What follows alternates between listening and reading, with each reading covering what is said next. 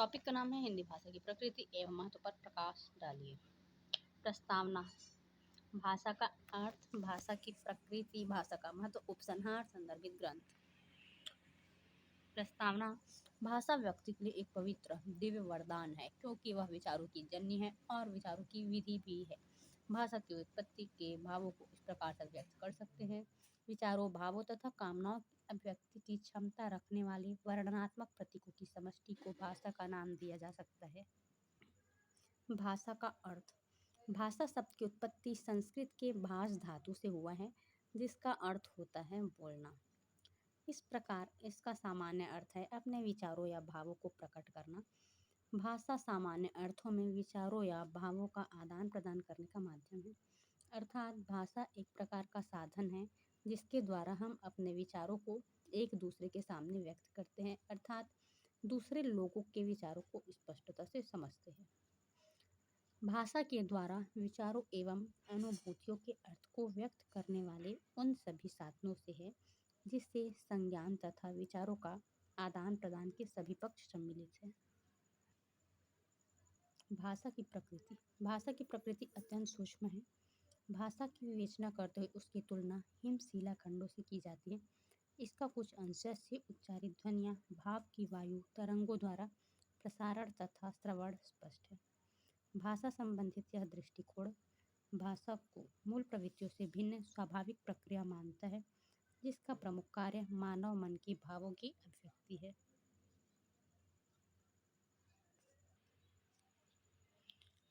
Number 1, भाषा का संबंध परंपरा से होता है। भाषा का संबंध परंपरा से होता है। यह एक पीढ़ी से दूसरी पीढ़ी द्वारा ग्रहण की जाती है। भाषा के मूल रूप में थोड़ा बहुत परिवर्तन तो कर सकते हैं, परंतु इसमें आमूल मूल परिवर्तन या बिल्कुल भाषा का सृजन एक साथ नहीं कर सकते। नंबर 2, भाषा अभिव्यक्ति का एक सांकेतिक साधन है। भाषा अभिव्यक्ति का एक सांकेतिक साधन है। भाषा के रूप में प्रयुक्त संकेतों द्वारा समाज के सदस्य अपने भाव प्रकाशित व आपसी विचार विनिमय करते हैं। नंबर 3, भाषा व विचार का अटूट संबंध। भाषा का विचार से अटूट संबंध होता है। इनको एक दूसरे से अलग नहीं किया जा सकता। विचार के अभाव में भाषा का कोई मूल्य नहीं होता। विचारों से ध्वनि उद्भूत होता है और ध्वनियों से विचार। नंबर 4, भाषा अर्जित संपत्ति। मनुष्य भाषा का अर्जन अपने चारों ओर के वातावरण से करता है। इस तथ्य की पुष्टि हम एक उदाहरण से कर सकते हैं, जैसे यदि एक भारतीय बालक का अंग्रेजों के वातावरण में पालन पोषण किया जाए तो वह अंग्रेजी ही सीखता है। नंबर 5, भाषा परिवर्तनशील होती है। वस्तुतः भाषा में मौखिक रूप को भाषा कहा जाता है, लिखित रूप उनके पीछे पीछे चलता है। भाषा की प्रकृति परिवर्तनशील होती है। भाषा का महत्व। मानव जिस शक्ति से प्रगति के पथ पर अग्रसर हुआ है वह व्यक्ति के भाषा की शक्ति है। संसार के अन्य प्राणियों के पास अपनी अपनी भाषाएं हैं, परंतु विचार प्रधान भाषा केवल मानव के पास ही है। अन्य प्राणी जो भाव प्रकट करते हुए अस्थायी होते हैं।